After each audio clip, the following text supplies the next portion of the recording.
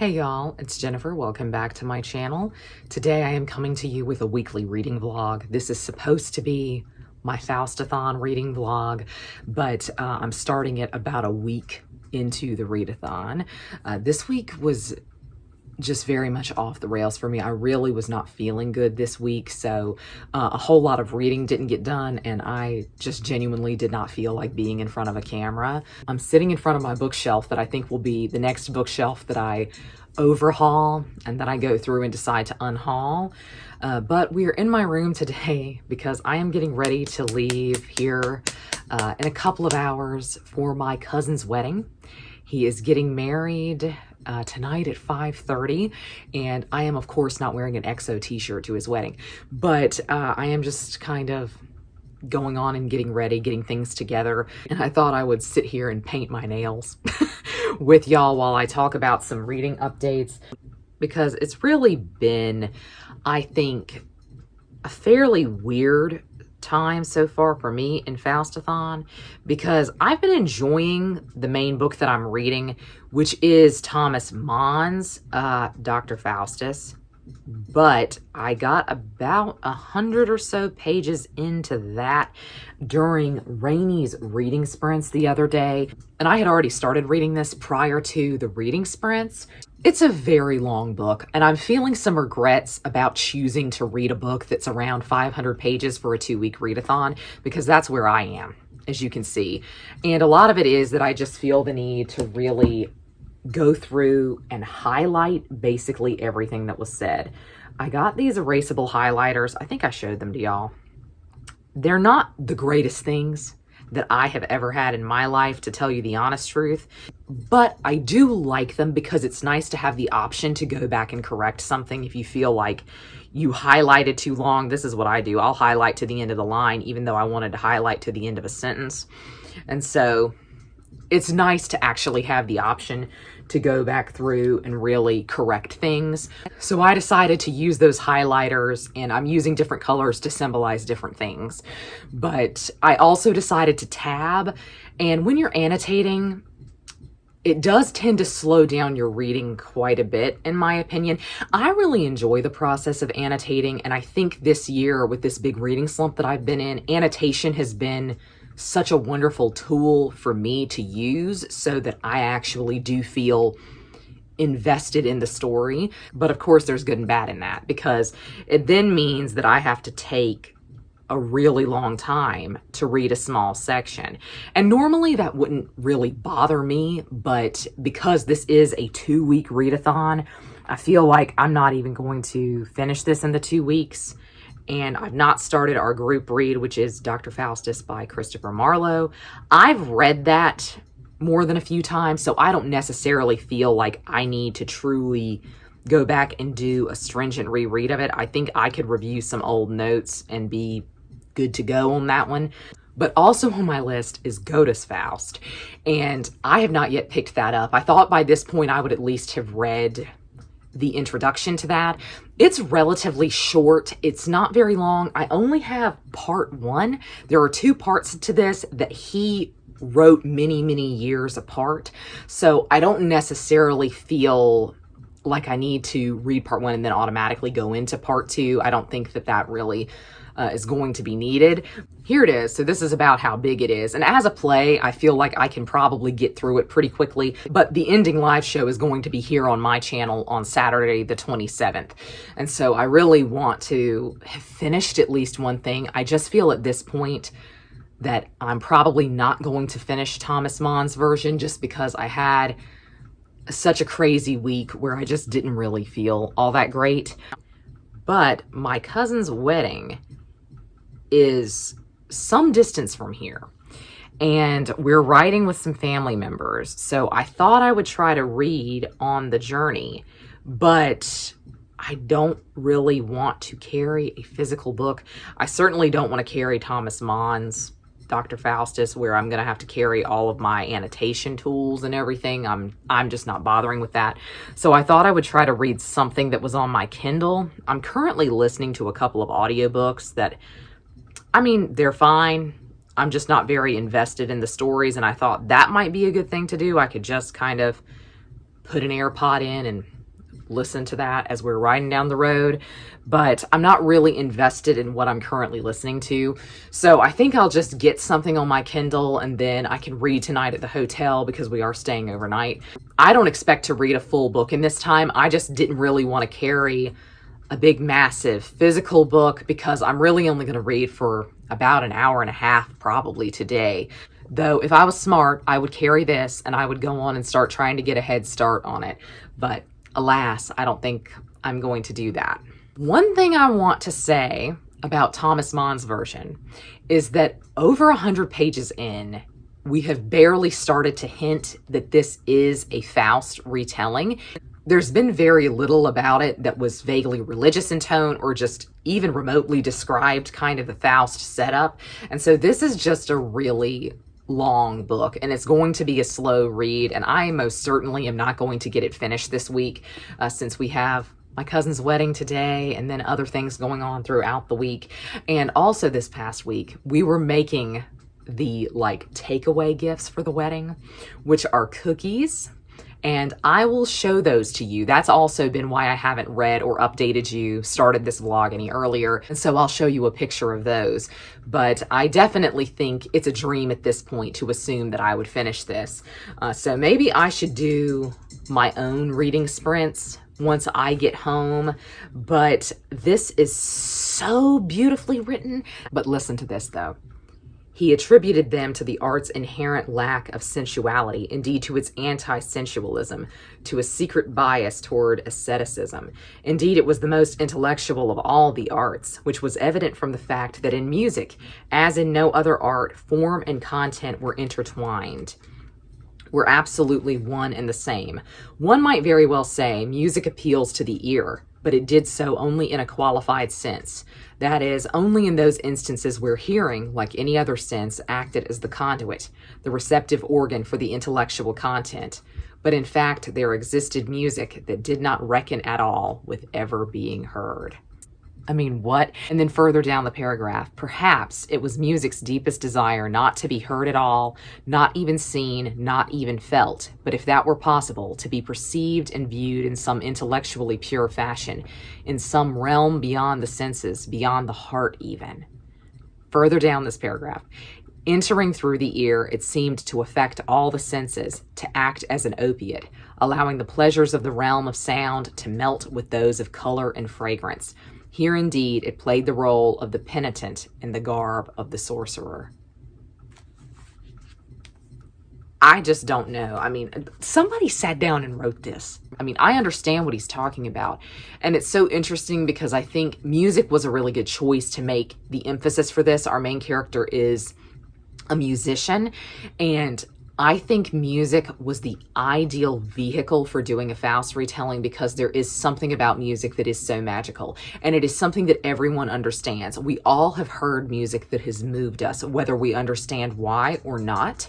And you don't have to be a musician to understand kind of the magical quality of creating music. And maybe it's even better if you don't understand how to compose music or how music is written, because it seems a little bit more like casting a spell. And so there's like this interaction between music and sorcery, between knowledge and basically being sinful because you're trying to learn knowledge that you don't have the right to. This is decadent and lovely, and frankly, I don't care if it ever gets to the part where it's a real Faust retelling. Just keep talking to me about this.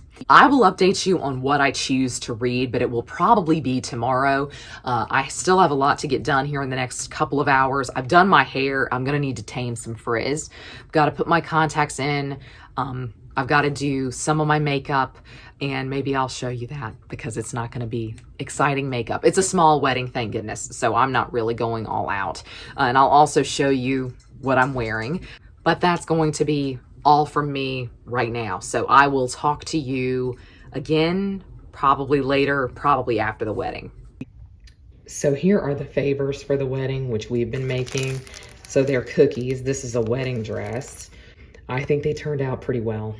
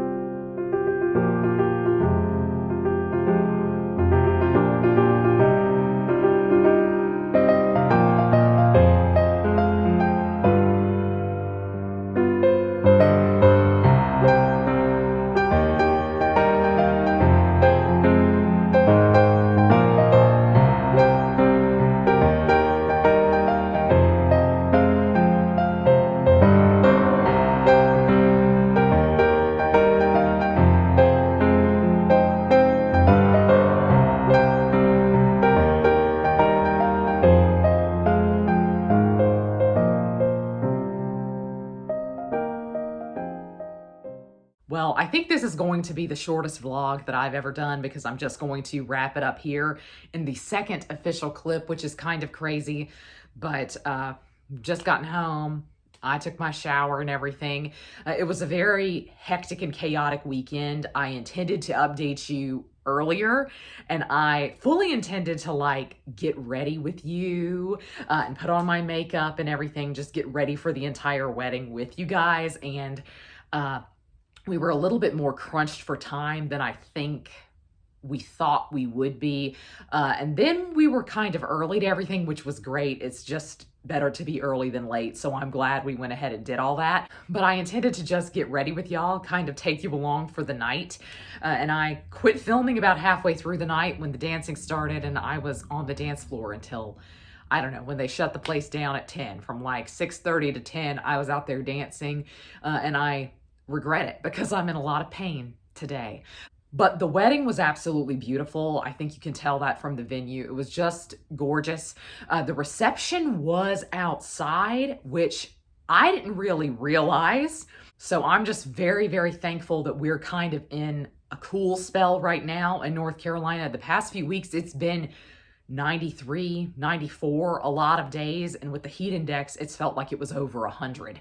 And so I'm just really glad that it was this past weekend when it was basically 83, 84. The sun came out, of course, right there when we were at the reception.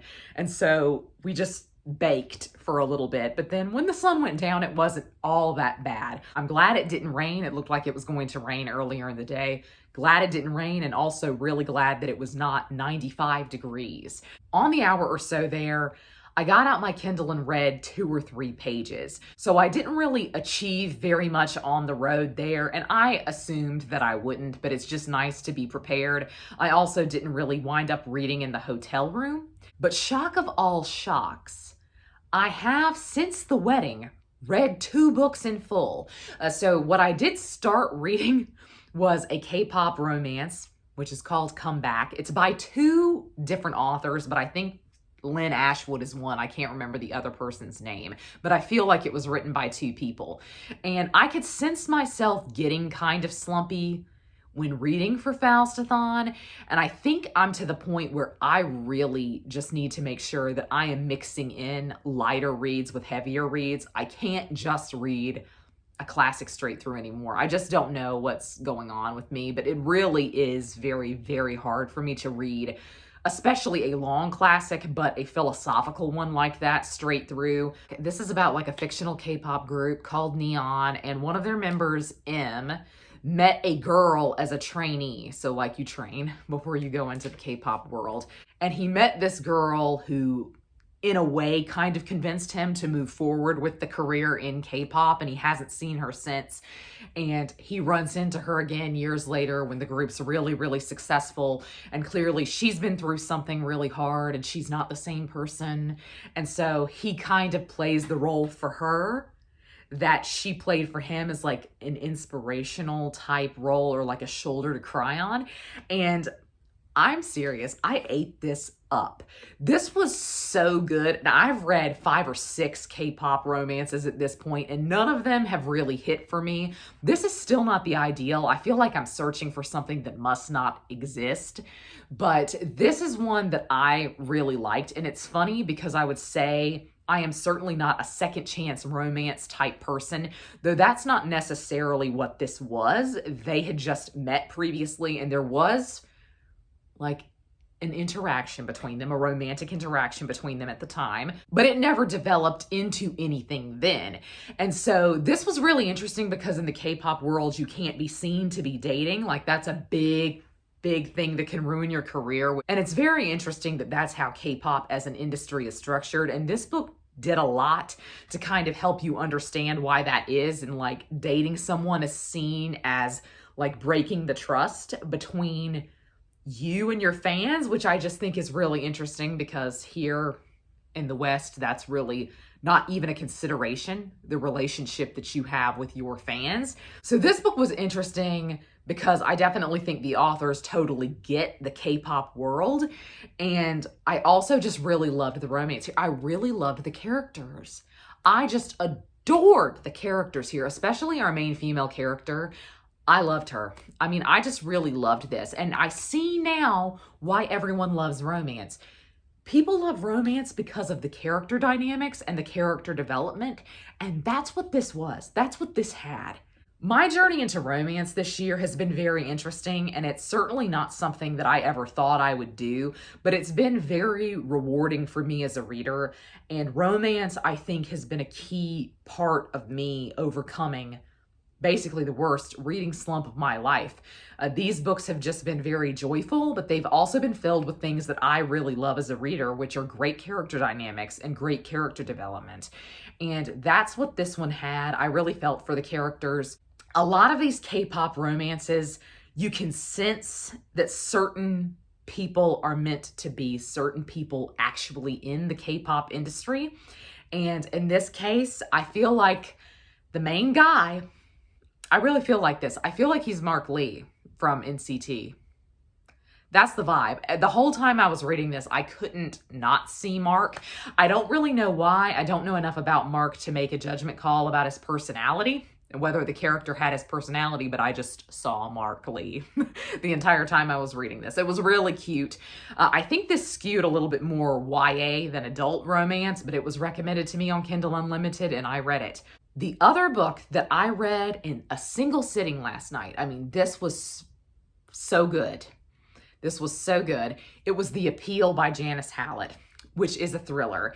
And I went into this essentially knowing nothing. I knew it was a murder mystery, and I knew it was semi an epistolary murder mystery. So it's done through emails and text messages and things like that. Essentially, the premise for this is a couple of law students get a file sent to them with all of this correspondence in it, and they're told to figure out what happened. And so the book is the correspondence that they were given. I loved this, ate this up. I rated this 4 stars. I rated Comeback 3 stars. I don't know that I've read many romances I would truly give a 5-star rating to, just a couple, but that one was around 3 stars for me, though I really loved the character dynamics, so maybe it deserves 4. But I gave The Appeal 4 stars, not necessarily because of the characters, just because of the sheer level of enjoyment I had. I literally just could not put the book down. I had to keep reading. I had to find out what was going to happen next. I don't want to tell you the premise for the mystery because I think it's very interesting to figure that out on your own as you're just starting to get pieces of information here and there. It's so much fun to put together this puzzle. I will say, calling it a murder mystery is very interesting when the murder in question, it does come in the back half of the book, I'll say that. And so the whole time I'm reading, I'm wondering, is this really going to be a murder mystery type story? That's just not what happens out of the gate. But I really can't believe that I just was reading in a fugue state last night. I think it's key for me, since I'm still very much dealing with my reading slump. It's very much key for me to just read things that are light here and there, because I really struggle with this. I struggle with this as someone who reads a lot of classics. I read classics because I enjoy them. I would never read anything that I don't enjoy, but I don't get the level of enjoyment out of them most of the time that a modern book gives me. The times that I do, those are the rare exceptions, and those books typically become some of my favorites of all time. There are classics that I've had a great time with. The Count of Monte Cristo, The Woman in White. This has just been kind of going through my mind because Emma from the channel Emmy, who I'm sure you all know, she mentioned in a vlog, I think sometime last year, and it's stuck with me ever since, that she was reading like a fae romance series, and she says, no classic has ever made me feel the way this series has. And I still think about that. I don't have the emotional attachment or engagement with most classics that I do with modern books. And so the key for me is, I think, going to just be making sure that I mix things up going forward. I think that's what's been successful for me. The months that have been successful reading months for me are the months that I have read a varied amount of genres and time periods. And so I'm just going to try to keep that up in the second half of the year. I think when I finished one of these books, I hit my Goodreads goal for the year, which was only 50 books. All that to say, I do need to be focusing on finishing something for Faustathon because there's only a few days left in the readathon. But it was a wild and crazy weekend for a weekend that I really was not at home and had very little free time. The fact that I managed to read 2 books in full is incredible to me, and I really enjoyed both of them. So I'm going to hopefully make some slow and steady progress on Thomas Mann's Dr. Faustus this week. I will keep you posted, but I think I'm just going to wrap up the vlog here. I would love to know what you've been reading lately. If you are a romance reader at all, it's been very odd for me to come to the conclusion that I actually can enjoy romance. But that's going to be all for me today. I hope you're all having a great week. Happy reading. Goodbye.